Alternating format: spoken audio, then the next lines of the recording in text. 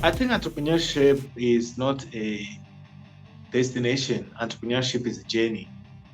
And every single day, we don't just discover what it is, because it changes based on the leadership in the nation, based on the what's happening around the globe.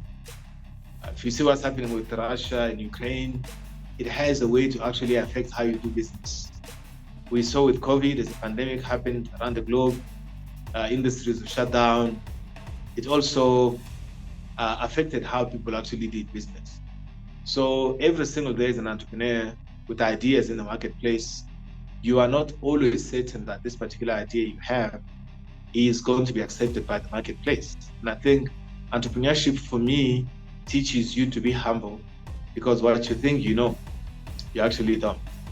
So entrepreneurship for me, it is also a platform where we discover just what we have, who we are as human beings, as leaders. So there are people who depend on me, people who are working with me, working for me. And I also see entrepreneurship not just a means to an end. I see entrepreneurship as a tool that will help us develop the economy. So economic growth in Africa can happen only through innovation-driven entrepreneurship. So that's the reason why I don't just do this as an entrepreneur. I'm also able to ignite the entrepreneurship potential of a lot of people, especially young people, but also of women.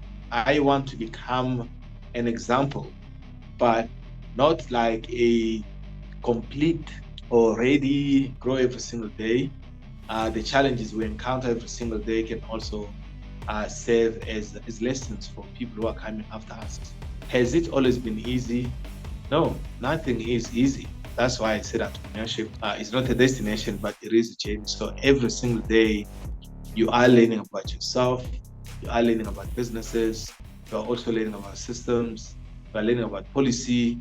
Without proper policy in place, entrepreneurship cannot actually thrive. So as a Chamber of Commerce now, we want to make sure that we are able to help policymakers apply policy with implementation. The problem is not the lack of policy. We do have a lot of policies, but how do we implement those policies? So I wear multiple hats. One is an entrepreneur, but also an ecosystem builder. I am building the entrepreneurship ecosystem in Africa, from Cape in South Africa here to Cairo there in Egypt. So I'm playing the player, the referee, actually, if I have to put it that way. I'm an entrepreneur myself, but I'm also helping build a conducive environment where entrepreneurs can actually thrive. And one of the things we suggest in this chamber is the possibility of having a single policy on entrepreneurship in Africa. We have 55 countries, right? If you count Western Sahara. Now, every single country has a policy on entrepreneurship.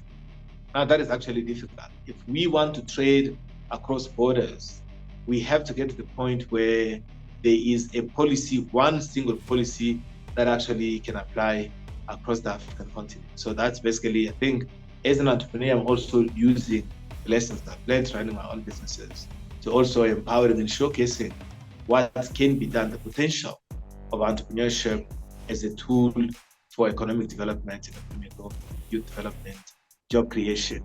So there is so much more, especially as a continent as big as ours, where the biggest challenge really has been the unemployment of a lot of young people here in Africa. So using entrepreneurship can also become a way of solving the problem of joblessness.